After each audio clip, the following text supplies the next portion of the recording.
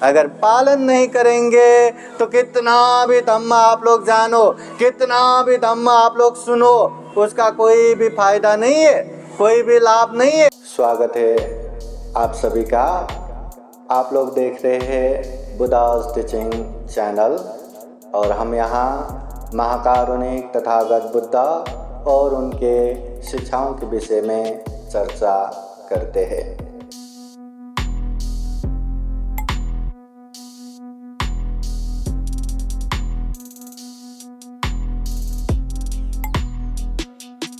समन्त चक्रवालेषु अत्र गच्छन्तु देवता सदमं मुनिराजस शृण्वन्तु सगमोखदं धम्मश्रवणकालो अयं बदन्ता धम्मश्रवणकालो अयं बदन्ता धम्मश्रवणकालो अयं बदन्ता। नमो तस्स भगवतो अरहतो सम्मा सम्बुद्दस्स। नमो तस्स भगवतो अरहतो सम्मा सम्बुद्दस्स। नमो तस्स भगवतो अरहतो सम्मा सम्बुद्दस्स। महाकारुणिक तथागत भगवान बुद्ध को त्रिवार वंदना। महाकारुणिक तथागत बुद्ध द्वारा देशित सुआख्यात धम्म को त्रिवार वंदना। महाकारुणिक तथागत बुद्ध के आर्य श्रावक संघ को त्रिवार वंदना। परम पूजनीय बोधिसत्व डॉक्टर बाबा साहब अम्बेडकर आज के विशेष कठिन चीवरदान समारोह में उपस्थित पूजनीय भिक्षु संघ, श्रामणीगण, आर्यगण और संपूर्ण श्रद्धा संपन्न बुद्धि संपन्न उपासक उपासिकाएं, सर्वप्रथम आज का विशेष कार्यक्रम है कठिन चीवरदान। कठिन चीवरदान अपने आप में संगदान है, ये व्यक्तिगत दान कभी नहीं हो सकता। इसलिए ऐसे संगदान कार्यक्रम में उपस्थित संपूर्ण भिक्षु संघ, संपूर्ण श्रद्धावान उपासक उपासिकाएं, ये जो कार्यक्रम हो रहा है पूजनीय भिक्षु धम्मानंद बौद्ध विनय अनुसार 3 महीना एक ही जगह अधिष्ठान करके वर्षावास संपन्न किया, इसलिए ये कठिन चीवरदान का मौका मिला। और श्रद्धावान उपासक उपासिकाएं भी श्रद्धा पूर्वक एक कठिन चीवरदान देने के लिए सहभागी हुए, मतलब सक्रिय हो गए, इसलिए ये कार्यक्रम हो गया। ये बहुत बड़ा पुण्य कार्य है, इस पुण्य कार्य में सहभागी होने का मौका मिला, सहभागी मतलब ये कार्यक्रम करने का मौका मिला। ऐसा प्रसन्न प्रमुदित चित्त से हाथ जोड़ के 3 बार साधु साधु बोलिए। महाकारुणिक तथागत बुद्ध कहते हैं सब पाप सकरणं कुशल उपसंपदा सचित परियोदपनं एतं बुद्धान शासनं। सब पाप सकरणं, इस दुनिया में जो भी गलत है, जो भी अकुशल है, जो भी पाप है वो मत करो। अकरणं, करते मत जाओ, छोड़ते जाओ। कुशल से उपसंपदा, जो भी कुशल है, धम्म है, पुण्य है, उसे करते जाओ, बार बार बारंबार करते जाओ। सचित परियोदपनं, अपने चित्त को परिशुद्ध रखो। जब तक हम चित्त परिशुद्ध नहीं करेंगे, कितना भी हम शरीर से अच्छा करने की कोशिश करें, वाणी से कितना भी अच्छा बोलने की कोशिश करें, वो केवल और केवल नाटक जैसा हो जाता है।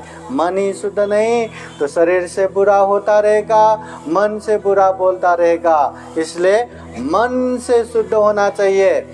और एक महत्वपूर्ण बात, अगर आपका मन शुद्ध रहा तो दिखने में पाप कर रहे जैसा होता है, मगर वो भी अच्छा ही रहता है। दिखने में आप एकदम गुस्से से चिड़चिड़ा होकर बोल रहे जैसा लगता है, मगर वो भी मन शुद्ध होने की वजह से, चेतना शुद्ध होने की वजह से वो भी अकुशल नहीं होता, पाप नहीं होता। बुद्ध कहते हैं, हाथ में घाव नहीं है ना, तो जहर भी हाथ में लिया तो कोई हानि नहीं, कोई परेशानी नहीं। उसी तरह मन शुद्ध रहा तो आप कुछ भी बोलेंगे, कुछ भी करेंगे तो वो शुद्ध ही होता है और उससे सुख ही मिलता है। और सुख भी कैसे मिलता है? छाया व अनपायने, प्रकाश के उपस्थिति में जाते समय जिस तरह छाएं व साएं पीछे पीछे आते हैं, हल्के रूप से आते हैं, वैसे ही जीवन में सुख शांति भी आते रहते हैं। इसलिए मन शुद्ध होना चाहिए, पाप से दूर हो, धम्म में आगे बढ़ो। अभी सबसे महत्वपूर्ण बात तो ये है, यहाँ जो जितना भी उपस्थित है सबको पता है पाप नहीं करना। सर्वान्न माहिती है ना, सबको पता है ना पाप नहीं करना, और ये भी पता है पुण्य करना चाहिए, धम्म करना चाहिए। ये पण माहिती है ना, सबको पता है ना धम्म करना चाहिए, सबको पता है पाप नहीं करना चाहिए, धम्म करना चाहिए। छोटे से छोटे बच्चे से लेके जवान से लेके अर्धवयस्क से लेके बुढ़ापे से लेके हर किसी को पता है पाप नहीं करना, धम्म करना, पाप नहीं करना, पुण्य करना। पर क्या हम पाप से दूर हो पा रहे? क्या हम पुण्य कार्य में आगे बढ़ पा रहे? क्या ये बातें महत्वपूर्ण है। तथागत बुद्ध कहते हैं, न परे संग विलोमानि न परे संग कथा कथं अत्नो वो अवेख्य कथानि अकथानि च। दूसरे लोग क्या करते हैं क्या नहीं करते वो मत देखो, मैं खुद क्या कर रहा हूँ क्या नहीं कर रहा हूँ ये देखो। अगर अपने आप को देखेंगे, अपने आप को समझेंगे तो पता चलेगा मैं क्या कर रहा हूँ। कोई समस्या नहीं, पाप कर रहे तो पाप कर रहे, पर समझो तो सही। जो इंसान पाप करता है और वो समझता है मैं पाप कर रहा हूँ, बस वहीं से उसका बुद्धिमानी शुरू हो गया, वहीं से उसका सुधार शुरू हो गया। कम से कम वो पाप को पाप समझ रहे। एक छोटा सा बच्चा गंदगी में भी एकदम पचे खेलते रहते, मजा आता है, वो गंदगी में भी मजा लेके बैठते हैं। बच्चा है, बाल है, समझता नहीं। पर वही बच्चा जब बड़ा हो जाता है फिर से वही गंदगी दिखता है और फिर से वहीं पे आहा कितना मजा आया करके पते खेलने लगता है। क्या अगर खेलता है तो वो फिर भी बाल है, और ऐसे बाल को मूर्ख कहते हैं, अज्ञानी कहते हैं। हाँ, तो वैसे ही जो इंसान मैं गलत कर रहा हूँ, मैं पाप कर रहा हूँ ये समझते हैं, निश्चित रूप से आज नहीं तो कल वो पाप छोड़ ही देगा। मगर जो इंसान पाप करने के बाद भी नहीं ये कसाला पाप है, ये पाप नहीं है, ये तो धम्म ही है ना, इससे मेरा इतना फायदा हो रहा है, मेरे परिवार को इतना फायदा हो रहा है, मेरे इतना धन संपत्ति लाभ हो रहा है, ये कैसे पाप हो सकता है, ये तो धम्म ही है, ऐसा समझेंगे। या पाप को धम्म कहने के लिए अनेक तर्क वितर्क लगाएंगे, ये संभव है। वो व्यक्ति जिंदगी में कभी वो पाप से दूर नहीं हो पाएंगे, कभी दूर होना ही नहीं चाहेगा। इसलिए तथागत बुद्ध कहते हैं, हम जो कर रहे हैं जैसा है वैसा समझो। पाप कर रहे तो पाप कर रहे समझो, धम्म कर रहे समझो। जो व्यक्ति पाप करते हैं और पाप कर रहा हूँ ये समझते हैं, आज नहीं तो कल वो पाप से दूर हो ही जाएगा। जो व्यक्ति पुण्य कर रहा है, धर्म कर रहा है, इसके बावजूद भी उसके आगे पीछे अनेक लोग निंदा चर्चा करने के पीछे पड़े हैं, फिर भी वो समझता है वो जो कर रहे पुण्य है, धर्म है, उसको बचाएगा, संरक्षण करेगा और अभिवृद्धि करता जाएगा। पहले समझो तो सही, पाप कर रहे हैं या धम्म कर रहे हैं। पाप करते समय या धम्म करते समय आप अच्छा करो या बुरा करो, समाज में आपको निंदा करने वाला भी मिलेगा, आपको प्रशंसा करने वाला भी मिलेगा। माहिती है ना, पता है ना। आप पाप करते रहेंगे ना, दुनिया में पाप चाहने वाले बहुत सारे आपका खूब प्रशंसा करेंगे, अरे वाह वाह खूब अच्छा। और जो अच्छा चाहने वाला है आपको निंदा करेगा। और आप पुण्य करने लगेंगे, धम्म करने लगेंगे, तो जो अच्छा चाहने वाला वही प्रशंसा करेंगे, अरे वाह वाह बहुत अच्छा दान पुण्य हो रहा है, बहुत अच्छा शील पालन कर रहे हैं, बहुत अच्छा ध्यान साधना हो रहा है। मगर बुरा चाहने वाला ज़्यादा है ना, इसलिए आपका निंदा भी जम के करने वाले बहुत सारा होंगे। इसलिए तथागत बुद्ध कहते हैं, धम्म के मार्ग में चलते समय बहुत सारा मार आता है, बाधा आता है। इसलिए समझो आप धम्म कर रहे कि पाप कर रहे, धम्म करते समय भी आपके जीवन में बहुत सारा मार आ रहा है, विघ्न बाधा आ रहा है, तो समझ लेना आप सही मार्ग पे है, आप अच्छे मार्ग पे है। आना चाहिए ऐसे मार, आना चाहिए ऐसे बाधा। बिना बाधा बिना मार हम अपने क्लेश को पराजित नहीं कर सकते। आप लोगों को पता है, बुद्ध के जीवनी में अगर देवदत्त न होता तो बुद्ध न होता।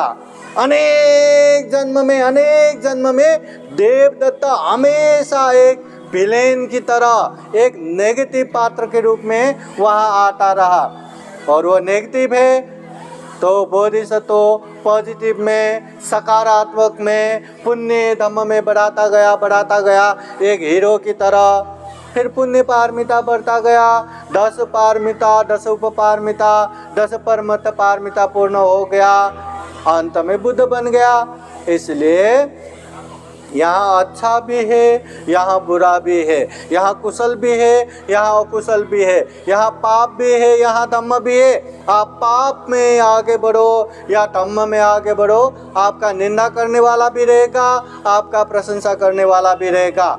दुनिया कितना ही हमारा निंदा करे, दुनिया कितना ही हमारा प्रशंसा करे, हमें उससे विचलित नहीं होना। कोई व्यक्ति हमें निंदा करता है तो समझ लो वो निंदा जो कर रहे हम में है कि नहीं, क्या सही में हम में ऐसा अवगुण है क्या, ये समझना जरूरी है। अगर उस तरह का अवगुण है तो हमें वो अवगुण से दूर होना है। अगर कथम कदाचित कोई हमारी प्रशंसा करता है तो तुरंत एकदम आकाश में उड़ के मत बैठो। ये ध्यान दो कि ऐसा जो गुण धम्म हम में है कि नहीं, लोग इतना हमारा प्रशंसा कर रहा है, वो गुण धम्म है कि नहीं। अगर है तो उसको संरक्षण करो और बढ़ाते जाओ। उपासक उपासिकाएं अच्छा बुरा हर जगह पे रहता है, अच्छे जगह पे भी रहता है, बुरे जगह पे भी रहता है। आप लोगों को पता है कि नहीं, धम्म देशना सुनना पाप है कि धम्म है? भोजन दान देना पाप है कि धम्म है? धम्म है। धम्म देशना सुनते समय हम यहाँ वहाँ बातें करते रहेंगे, मोबाइल चला के बैठे रहेंगे, इधर भागेंगे उधर भागेंगे, ये खाना लग गया क्या, कहाँ है क्या है, वैसे ध्यान करते रहेंगे और धम्म देशना कुछ भी ध्यान में नहीं जा रहा है। जो शांत चित्त से धम्म देशना सुन रहे उसको भी आप बाधा पहुँचा रहे। तो धम्म देशना सुनने से पुण्य हो गया क्या, धम्म हो गया क्या, संग हो गया क्या? नहीं हुआ।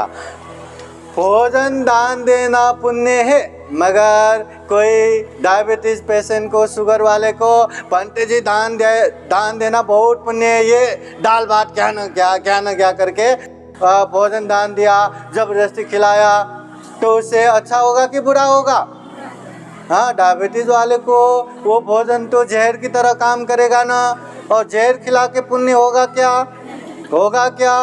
वहाँ भूखे हजारों लोग वहाँ तड़प रहे, मैं बहुत दानी, मैं बहुत त्यागी करके टन का टन चावल पानी में बहा रहे, त्याग कर रहे, मैं बहुत दानी। हो गया क्या दान? हो गया क्या त्याग? इसलिए तथागत बुद्ध हमेशा कहते पඤ्ඤावन्तस अयं धम्मो, ये धम्म प्रज्ञावानों के लिए है। प्रज्ञा हर जगह पे जरूरी है। आपके हर श्रद्धा में प्रज्ञा होना चाहिए, आपके हर दान में प्रज्ञा होना चाहिए, हर शील पालन करने में प्रज्ञा होना चाहिए, हर ध्यान साधना में प्रज्ञा होना चाहिए। हर चीज में प्रज्ञा रहा तो आप जैसा है वैसा अच्छे से कर पाएंगे। अभी एक बात बताओ, ये पानी पिलाना अच्छी बात है कि बुरी बात है? अच्छी बात है ना। हाँ, आयोजक मंडली सबके सब प्रवचन हो रहा है और सबको पानी दे रहे, पानी दे रहे, अच्छा हो गया कि बुरा हो गया? हाँ, वो सामने आने से सबको डिस्टर्ब हो जाता है, धम्म देशना पूरा बाधा पहुंचता है, तो वो अच्छा हो गया क्या? नहीं हो गया। उससे अच्छा है इंतजार करो, जैसे ही धम्म देशना खत्म होगा तब देखो, कुछ चाहिए तो दे दो, है ना।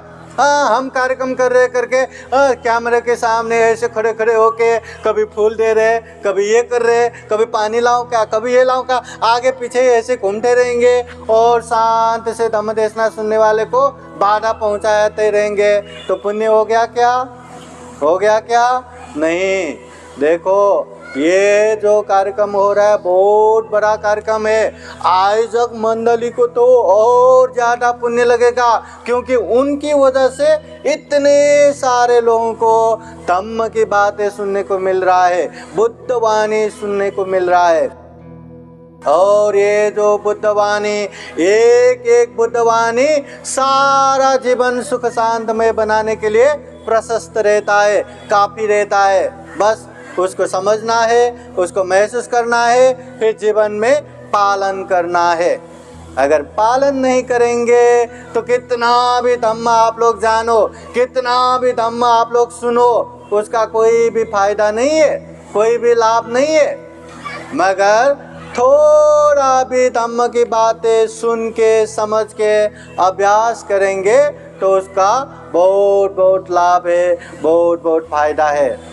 उपासक उपासिकाएं, इतना दुर्लभ जीवन मिला है। बुद्ध भी कहते कि छो मनुष्य पति लाभ हो, ये मनुष्य जीवन प्राप्त होना बहुत ही दुर्लभ है, बहुत ही दुर्लभ। एक बार मनुष्य जीवन से पतन हो गया तो फिर से मनुष्य जीवन प्राप्त होना बहुत बहुत ही मुश्किल है। जैसे कि दल दल में फंसे पत्थर की तरह, वो पत्थर निरंतर नीचे नीचे नीचे नीचे नीचे जाएगा, अपने आप ऊपर नहीं आ सकता। इतना दुर्लभ मनुष्य जीवन प्राप्त हुआ है। हम अच्छे बुरे पाप धम्म समझ सकते हैं, अगर हम चाहे तो हर पाप से दूर हो सकते हैं, हम हर धम्म में आगे बढ़ सकते हैं। ऐसा जीवन मिलने के बावजूद भी, बाबा साहब की पुण्य इतना अच्छा धम्म मिलने के बावजूद भी हम पाप से दूर नहीं होंगे, धम्म में आगे नहीं बढ़ेंगे और सर्प के बल दुर्गति में पतन होते हैं। तो अगर मनुष्य जीवन से नीचे नरक, प्रेत, तिर्यक, असुर जो अपाय दुर्गति में जाएंगे या पशु पंछी कीट पतंग में जाएंगे, तो वो लोग धम्म की बातें सुन सकते हैं क्या? वो लोग धम्म दीक्षा ले सकते हैं क्या? वो लोग पाप धम्म समझ सकते हैं क्या? पाप से दूर हो सकते हैं क्या? धम्म में आगे बढ़ सकते हैं क्या? हम इतना धम्म समझने वाले तो जिंदगी में जाने अनजाने में पाप करके सर के बल दुर्गति पतन होता है। तो जिसको धम्म ही पता नहीं, जो धम्म करना ही नहीं जानते, वो लोग क्या सुगति आ सकता है क्या? और पाप करेंगे और गलत करेंगे और अकुशल करेंगे, दल दल में फंसे पत्थर की तरह नीचे नीचे नीचे ही जाएंगे। इसलिए ध्यान रखना, इतना दुर्लभ जीवन मिला है, इतना अमूल्य जीवन मिला है, प्राणी जगत में सर्वश्रेष्ठ ये जीवन मिला है। ऐसे जीवन में हमें खूब खूब तथागत बुद्ध के धम्म को सुनना है, समझना है। न केवल समझना, उसे व्यवहार में पालन भी करना है, अभ्यास भी करना है। अगर अच्छे धम्म को जान के अच्छे से पालन करेंगे तो उसका अच्छा परिणाम भी आएगा ही, आता ही है। अच्छे धम्म अच्छी तरह से पालन किया तो अच्छा परिणाम आएगा ही। जीवन में सुख भी मिलेगा, शांति भी मिलेगा, जीवन में दुख मुक्ति का मार्ग फल भी प्राप्त होगा, श्रोतापति सकितागामी अनागामी अरहत फल भी प्राप्त होगा। मगर अच्छे धम्म को जानेंगे नहीं, अच्छे धम्म को पालन नहीं करेंगे, अच्छे धम्म को अच्छी तरह से व्यवहार में अभ्यास नहीं करेंगे तो अच्छा परिणाम भी नहीं आएगा। मुझे यकीन है यहाँ जितने लोग भी जमा है, जितने लोग भी ये धम्म की बातें सुन रहे, सारे के सारे सुख चाहने वाले हैं। दुख चाहने वाले हैं क्या? नहीं, सबके सब शांति चाहने वाले हैं। और शांति चाहने वाला कोई है क्या? नहीं। इसलिए तो हम धम्म कर रहे, इसलिए तो पुण्य कर रहे। इसलिए तथागत बुद्ध कहते हैं जीवन में पुण्य करो, बार बार पुण्य करो। जो इंसान पुण्य करता है, धम्म करता है, उसके जीवन में गारंटी के साथ सुख आएगा, शांति आएगा, वो भी महान और उच्च सुख मिलेगा। इसलिए तथागत बुद्ध बार बार समझाते हैं, अगर हमारे सर पे आग लग गया तो हम क्या करेंगे? आग लगा तो लगने दो, ये आग भी मेरा है, सर भी मेरा है, मैं बहुत बिजी इंसान हूँ। मला ये करायचं, ते करायचं, मुझे ये करना है, वो करना है, यहाँ जाना है, वहाँ जाना है, सारे जगह पे जाता हूँ, सारा काम निपटा लेता हूँ और बाद में आराम से ये आग बुझाऊँगा। ऐसा करके सारा काम करके बैठता है क्या? बैठता है? नहीं। जैसा ही आग का चटका लगा, अरे बाप रे, सबसे पहले आग बुझाएगा। उसी तरह जीवन में बहुत सारा दुख कष्ट है, सबसे पहले वो दुख कष्ट को जानो, समझो और उसके मुक्ति के तरफ जाना चाहिए। तथागत बुद्ध कहते हैं जिस तरह छाती पे बाण लग गया तो क्या करते? पहले ये बताओ, ये छाती पे बाण जो लगा है, ये बाण किसने मारा, क्यों मारा, वो बाण मारने वाला कौन है, उसका नाम क्या है, गोत्र क्या है, वो काला है कि गोरा है, लड़का है कि लड़की है, उसका माता है कि नहीं, उसका पिता है कि नहीं, अंकल है कि नहीं, ये है कि नहीं, वो है कि नहीं, अनेक प्रश्न करते रहना है या बाण निकाल के मलमपट्टी करना चाहिए। अगर बाण निकाल के मलमपट्टी नहीं किया तो वो प्रश्न करते करते खत्म हो जाएगा, मर जाएगा, पर वो प्रश्न खत्म नहीं होगा। उसी तरह दुनिया में ये क्यों, वो क्यों, ऐसा क्यों, वैसा क्यों, दुनिया भर के प्रश्न पड़ा है। वो सारे प्रश्न को एक जगह रख के पहला टारगेट, पहला प्रायोरिटी दुख है तो दुख मुक्ति की तरफ जाना चाहिए। ये तथागत बुद्ध का उपदेश है। तथागत बुद्ध सारे भिक्षुओं को जमा करके जमीन से थोड़ा सा नख में तोल लेते और पूछते, भिक्षुओं बताओ, मेरे नख में ज़्यादा तोले या पृथ्वी में ज़्यादा तोले? सारा भिक्षुगण कहते, भगवान आपके नख में तो क्या तोले, सारा पृथ्वी थोली थोल से भर पर आए, आपके नख में थोड़ा ही तोले। तथागत बुद्ध कहते हैं, भिक्षुओं देखो, जिस तरह मेरे नख में थोड़ा ही तोले, उसी तरह इस दुनिया में अच्छे धम्म को जानने वाला, समझने वाला मेरे नख में जितना तोले उतना ही है, बाकी तो पृथ्वी में पड़े धूल के समान है। अच्छे धम्म को जान के अच्छे से अभ्यास करने वाला, पालन करने वाला मेरे नख में जितना तोले उतना ही है, बाकी तो पृथ्वी में जितना तोले उतना पड़ा है। अच्छे धम्म को जान के, अच्छे धम्म को अभ्यास करके अच्छे परिणाम को प्राप्त करने वाले मेरे नख में जितना तोले उतना ही है, बाकी तो पृथ्वी में पड़े धूल समान है। उपासक उपासिकाएं, हमें कहाँ पे आना है? वो नख में जो धूल है उसमें आना है या पृथ्वी में जो धूल है उसी में आना है?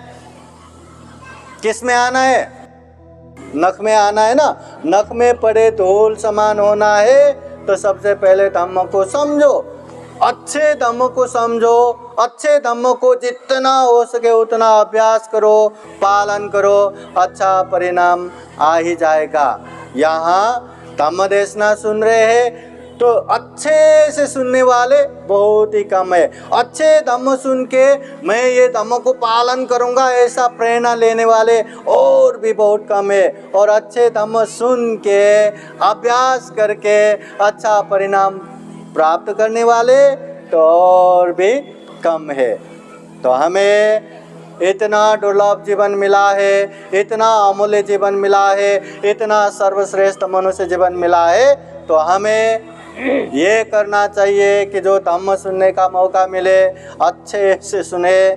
ये बुद्धवाणी है, ये बुद्ध का उपदेश है, ये धम्म को समझ के खूब अच्छे से पालन करे, फिर जीवन में सुख प्राप्त करे, शांति प्राप्त करे। इसी में हमारा कल्याण है। उपासक उपासिकाएं आज इतना बड़ा ये धम्म कार्य में, ये संघ कार्य में हम आए हैं। ये कार्यक्रम में आना रहना भी बहुत बड़ा पुण्य है। अगर यहाँ से बुद्धवाणी लेके धम्म को समझ के जीवन भर अभ्यास करते रहेंगे तो जीवन भर यही कल्याण, यही धम्म होता रहेगा और आज नहीं तो कल दुख मुक्ति का मार्ग फल भी प्राप्त होगा। तो हम यही कामना करते हैं कि आप सभी उपासक उपासिकाएं भी धम्म को खूब अच्छे से समझे, अभ्यास करे और जीवन में खूब सुख प्राप्त करे, शांति प्राप्त करे, दुख मुक्त निर्वाण की तरफ निरंतर आगे बढ़ सके,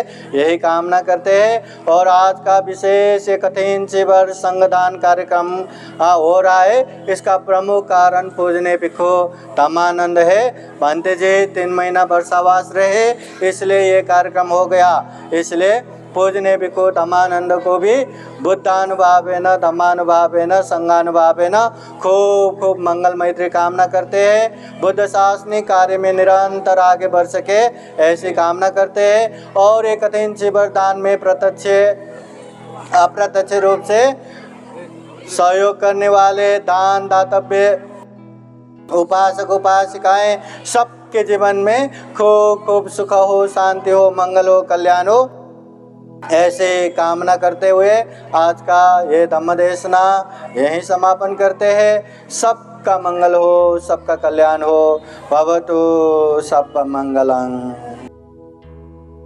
साधु साधु साधु। बुद्धं नमामि, बुद्ध को नमन करता हूँ। धम्मं नमामि, धम्म को नमन करता हूँ। संघं नमामि, संघ को नमन करता हूँ।